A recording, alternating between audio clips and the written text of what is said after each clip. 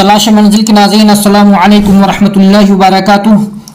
मैं आपके सामने आज अल्लाह की गैबी मदद का एक वाक़या पेश करना चाहता हूँ।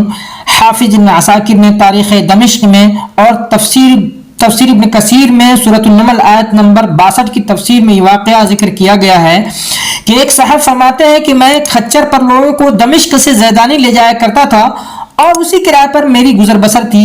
एक मरतबा एक शख्स ने खच्चर किराए पर लिया, मैंने उसे सवार कराया और ले चला एक जगह जहां दो रास्ते थे। जब वहां पहुंचे तो उसने कहा कि इस राह पर चलो।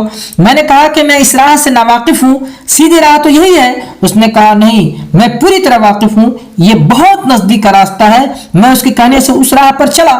थोड़ी देर के बाद मैंने देखा कि हम यकायक एक बयाबान में आ गए हैं जहां कोई रास्ता नजर नहीं आता।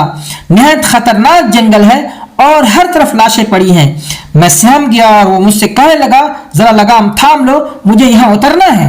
मैंने लगाम थाम ली और वो उतरा और अपने कपड़े ठीक करके छुरी निकालकर मुझ पर हमला किया। मैं वहां से सरपट भागा, लेकिन उसने ख्याल भी न किया कि मैंने कहा, अच्छा ये खच्चर और कुल सामान जो मेरे पास है तुम ले लो और मुझे छोड़ दो।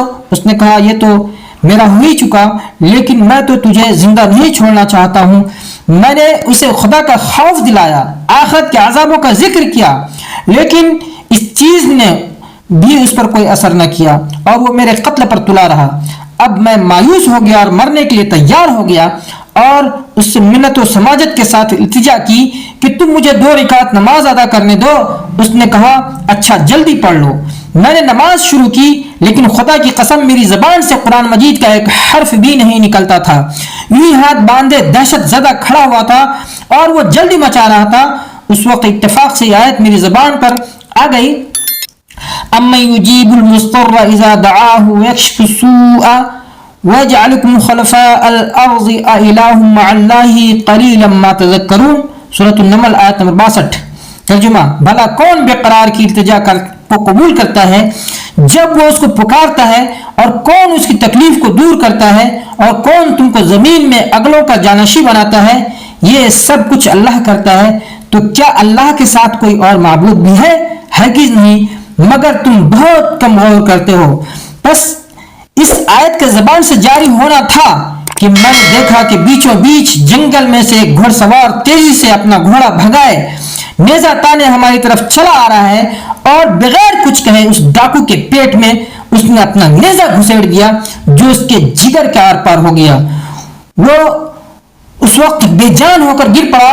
सवार ने बाग मोड़ी और जाना चाहा, लेकिन मैं उसके कदमों से लिपट गया और कहने लगा कि खुदा के लिए बतलाओ कि तुम कौन हो। उसने कहा, मैं उसका भेजा हुआ हूँ जो मजबूरों, बेकसों और बेबसों की दुआ कबूल करता है, मुसीबत और आफत को टाल देता है।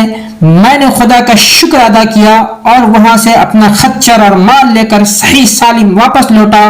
लहू दावतुल हक, उसको पुकारना हक है, उसके सिवा न कोई पुकार सुन सकता है, न मुसीबतों और परेशानियों को दूर कर सकता है। तफसीर इब्न कसीर जिल्द 2।